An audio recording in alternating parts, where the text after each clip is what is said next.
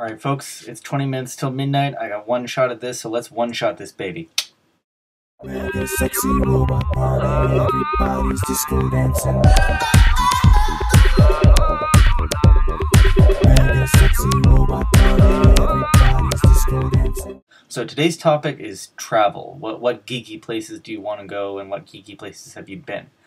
I've been to a fair number of different countries. I traveled Europe a bit of Canada and the U.S. Not too much, probably not really as much as I'd like, but as much as my finances would allow. Iceland was actually surprisingly geeky, just because it's a really neat historical place. It has a lot of really kind of fascinating little bits of culture, like its naming system is all kind of patronymial.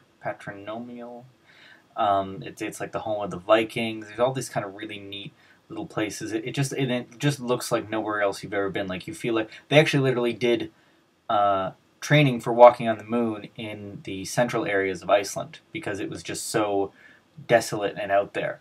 And it is still, even like if you get stuck there, you're stuck, period. So that was one. The other place, I don't know if I'd really call it geeky, but I think it was just kind of neat because it inspired a bit of that geeky feeling in me, was I stayed at a hotel on top of a Mount Pilatus. I don't know, it was in Lucerne, Switzerland, or Luzerne. I can't do the Swiss German. And yeah, so it was a hotel on top of a mountain, so you had to ride a cable car to get up there. And when you got up there, the air was really thin, and you could kind of, you'd walk up the stairs and you'd get kind of winded just walking up a very small flight of stairs. And it was just really fascinating that there was this kind of self-sustained, there was power, there was water, there was this, there was that, which I guess really isn't a huge technological marvel these days, but just when you really, really think about it, when you really stop and kind of think about it, that is pretty freaking amazing. Like, you have a whole, like, ecosystem, a whole kind of, like, there was two hotels sitting on top of this mountain. Like, that's kind of nuts. Oh, and apparently under the mountain there was, like, some military base, which secretly I like to think was, like, maybe where the Swiss Stargate was. I don't know, that just kind of came to my mind. So places I want to go, geeky places I want to go. So the first geeky place I want to go would probably be New Zealand. Do the kind of whole Lord of the Rings trail walk and things like that. It's a pretty standard geeky thing, see all those areas, walk through kind of the little hobbit town they built and everything. I just think it'd be really neat to see a lot of those. Though I know some of this stuff you can actually see kind of more realistically in Switzerland, because that's where Tolkien was actually inspired by some of it.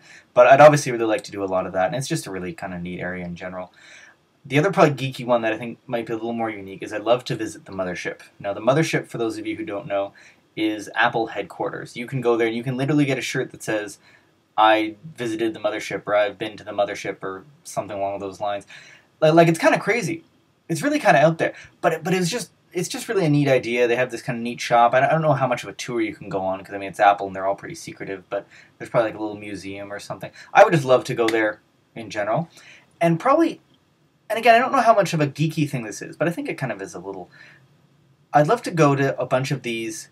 There's all these little islands in, like, the middle of the Atlantic or the middle of the Pacific or something that are fully, like, they have, like, power, they have water, they have a civilization there, or a small presence, but, like, it takes you, like, hours by air. There's, like, one flight in a little while. It's just isolated in the middle of nowhere.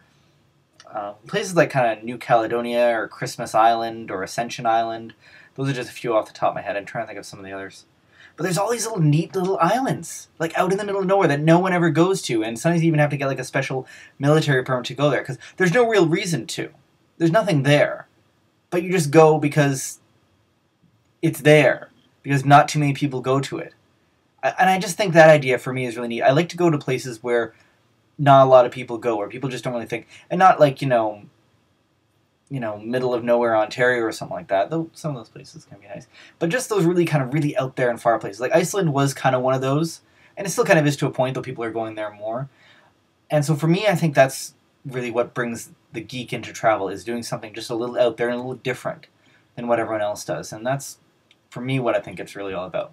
Okay, let's see how fast I can upload this, guys. And as always, see you later.